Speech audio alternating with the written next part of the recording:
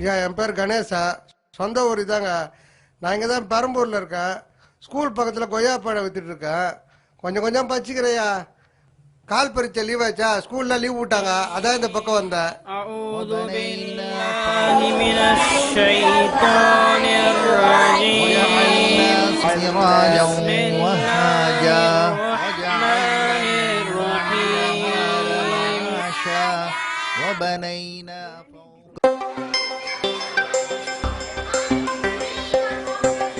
கொய்யாவையும் கொய்யாப்பையும் கொய்யாவையும்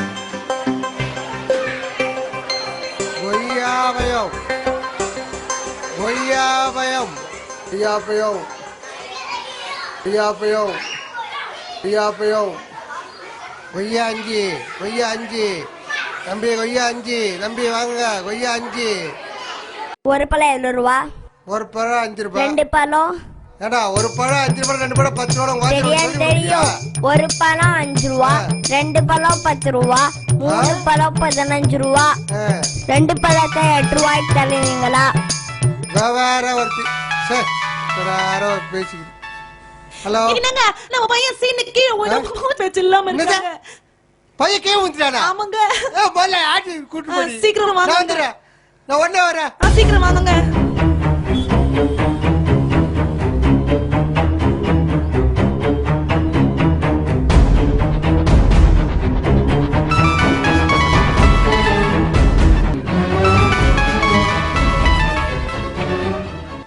நல்லா இருக்கறாங்க. எங்க இருந்து விழுந்தா? கட்டில்ல இருந்து கீழே விழுந்துட்டாங்க.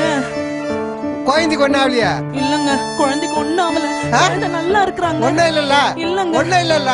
மூச்சு வந்துருச்சு இப்ப. நல்லா இருக்கறானா? நல்லா இருக்கறாங்க. நான் வீட்டுக்கு வரேன்.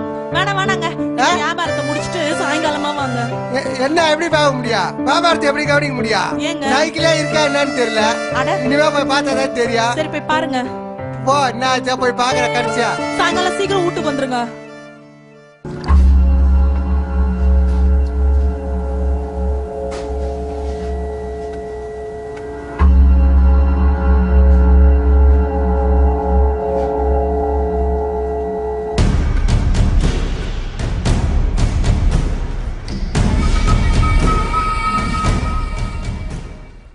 டே தம்பி, நான் தான் இங்க இல்லையா? அப்படியே பழத்தை எடுத்து சாப்பிட வேண்டியது தானே?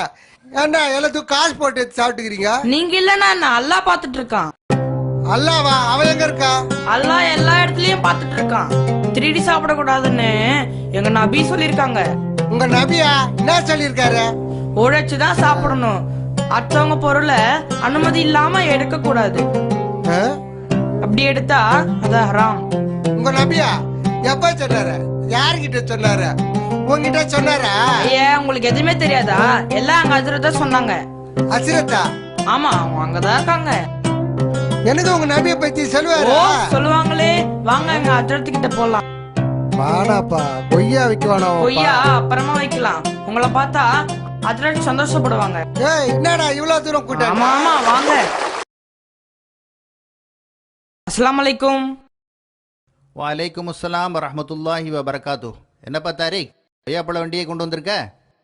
ஹசரத், இந்த கொய்யாப்பழ அங்கிளுக்கு ரசூல்லா பத்தி தெரியணுமா, அதான் கையோடு கூட்டிட்டு வந்தேன். சரி ஹசரத், அஸ்ஸலாமு அலைக்கும், நான் வரேன். வாங்க ஐயா.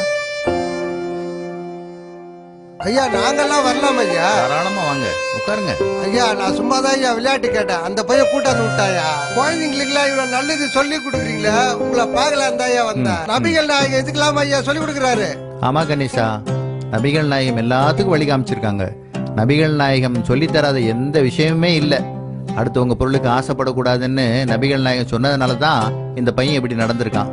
எப்படி ட்ரெஸ் பண்ணணும், எப்படி சாப்பிடணும், எப்படி சம்பாதிக்கணும், எப்படி செலவு பண்ணணும். சுருக்கமா சொல்லணும்னா சிறுநீர் கழிச்சிட்டு சுத்தம் பண்றது கூட நபிகள் நாயகம் சொல்லி தந்திருக்காங்க. நபிகள் நாயகம் ஒரு மகான், ஒரு துறவி நினைச்சா, ஆனா அவர் இவ்வளவு விஷயங்கள் சொல்லி கொடுத்துட்டு போகிறாரா? நபிகளார் துறவியும் இல்ல, வானவரும் இல்ல. அவர்கள் ஒரு மகத்தான மனிதர். அவர்களுக்கு தாய் தந்தையர் இருந்தாங்க, மனைவி மக்கள், சொந்த பந்தம், ஊர் உறவு எல்லாம் இருந்துச்சு. மக்களோடு மக்களாக வாழ்ந்துதான் இந்த போதனைகளை உலகுக்கு வழங்கியிருக்காங்க. நபி ஸல்லல்லாஹு அலைஹி வஸல்லம் அவர்கள் மட்டுமில்ல, உலகில் வாழ்ந்த எல்லா நபிமார்களும் மனிதர்கள் தான். மனிதர்களுடைய எல்லா ஆசாபாசங்களும் அவங்க எல்லாருக்கும் இருந்திருக்கு. வாங்க உள்ள போலாம். ஐயா அப்படின்னா நிறைய நபிமார்கள் இருந்திருக்காங்களா? கணேசா, இறைவன் இந்த உலகத்தை படைச்சதோடு விட்டு இல்லையே, வழிகாட்டுற பொறுப்பையும் தானே ஏத்துக்கிட்டானே. ஒவ்வொரு காலகட்டத்துக்கும் ஒவ்வொரு சமுதாயத்திற்கும் நபிமார்களை இறைவன் அனுப்பிச்சு வச்சிருக்கிறான். இப்படி 1,00,000க்கும் மேல நபிமார்கள் வந்திருக்காங்க. மூசா நபி, ஈசா நபி, யாக்கூப் நபி, தாவூத் நபி. கிறிஸ்தவங்க இவங்களை சொல்லுவாங்க மோசஸ், ஜீசஸ், டேவிட், ஜேக்கப், இப்படி சொல்லுவாங்க. இந்த வரிசையில இறுதியா கடைசியா வந்தவங்க தான் நபிகள் நாயகம். ஐயா தூதர்னு சொல்றீங்களா? அப்படின்னா முகமது நபி கடவுள் கிடையாது ஐயா? நபிகள் நாயகம் மனிதர்களிலே சிறந்த மனிதராக இருந்தாங்க. அவங்களே சொல்லியிருக்காங்க, கிறிஸ்தவர்கள் மரியமுடைய மகன் ஈசாவை கடவுளாக்கியது போல என்ன நீங்க கடவுளாக்கிறாதீங்க. ஐயா கேளுங்க.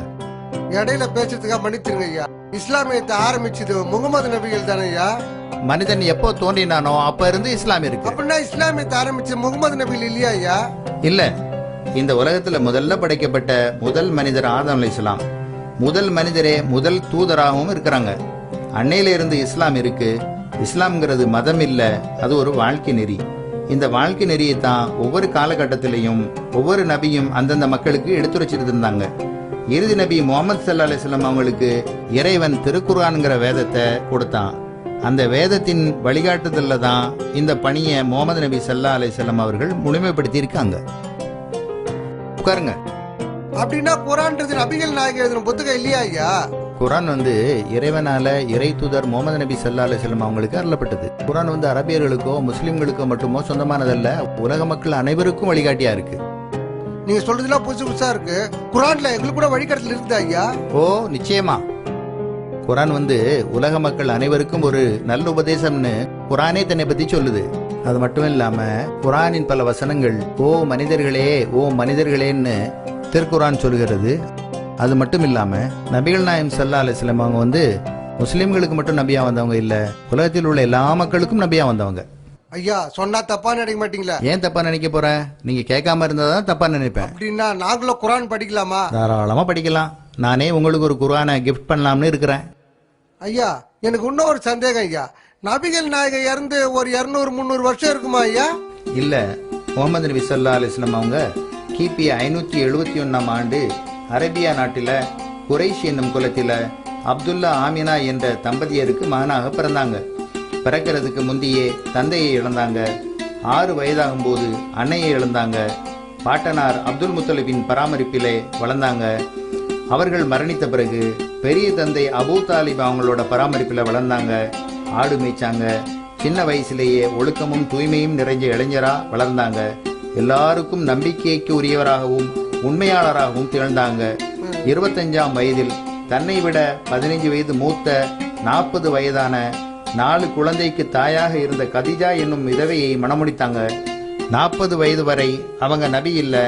தனது 40ஆம் வயதில் ஹிரா மலை குகையில் தனித்திருந்த போது மாணவர் தலைவர் வஹி எனும் வேத செய்தியை எடுத்து வந்தாங்க. அன்னையிலிருந்து பிரச்சாரத்தை தொடங்கினாங்க. ஒரே இறைவனை மட்டும்தான் வணங்கணும்னு சொன்னாங்க. நான் தான் இறை தூதர் என்று அறிவிச்சாங்க. மது, சூது, பெண் சிசு கொலை, இனவெறி, குலவெறி, அடிமை முறை எல்லாத்தையும் எதிர்த்து அந்த மக்களை தூய்மைப்படுத்தினாங்க. 13 வருஷம் மக்காவில் பிரச்சாரம் செஞ்சாங்க. அங்குள்ள மக்கள் தொல்லை தரவே மதீனாவிற்கு புலம்பெயர்ந்தாங்க. 10 ஆண்டுகள் இஸ்லாமிய ஆட்சியை நிறுவி அவங்களுடைய தூதுத்துவ பணியை திறம்பட செஞ்சாங்க. 63ஆம் வயதில் மரணமடைஞ்சாங்க. அவங்க வாழ்ந்து மறைந்து 1400 ஆண்டுக்கும் மேலாகிவிட்டது. உலகம் இருக்கிற வரை அவங்க வாழ்வு பின்பற்றப்படும். ஐயா நீங்க சொல்றது ரொம்ப சந்தோஷமாவா இருக்கு, ரொம்ப ஆச்சரியமாவா இருக்கு. நபிகள் நாயகத்தோட வேலை இது மட்டும் தானே ஐயா? குர்ஆனே சொல்லுது, கேளுங்க. இவர் முஹம்மத் நன்மை செய்யுமாறு மக்களை ஏவுகிறார், தீமைகளிலிருந்து அவர்களை தடுக்கிறார், அவர்களுக்கு தூய்மையானவற்றை அனுமதிக்கிறார், தூய்மை இல்லாதவற்றை தடை செய்கின்றார், அவர்களின் மீதுள்ள சுமையை இறக்குகின்றார், அவர்களை பிணைத்திருந்த விலங்குகளையும் உடைத்தெறுகிறார்.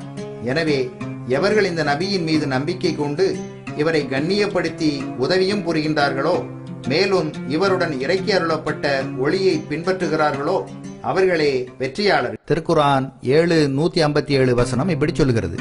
கடைசியா ஒரு சந்தேகம். அரபு நாட்டுக்கு சரி, நம்ம நாட்டுக்கு இதெல்லாம் ஒத்து வருமா ஐயா? ஏன் ஒத்து வராது கணேசா?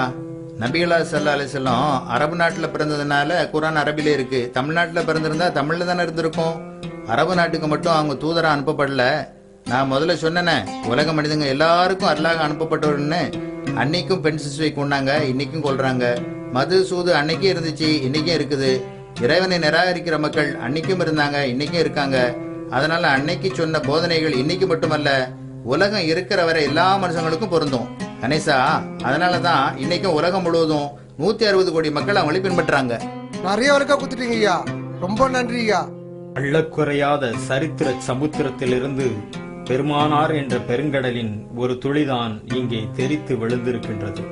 இன்னும் சொல்ல சொல்ல உள்ளமும் உயிரும் உருகும் உன்னதமான வரலாற்று நாயகரை, உலகம் வியக்கும் நபி முகமது ஸல்லல்லாஹு அலைஹி வஸல்லம் அவர்களின் வாழ்வை நீங்கள் முழுமையாய் அறிந்திட வேண்டாமா? தொடரட்டும் நம் தொடர்புகள்.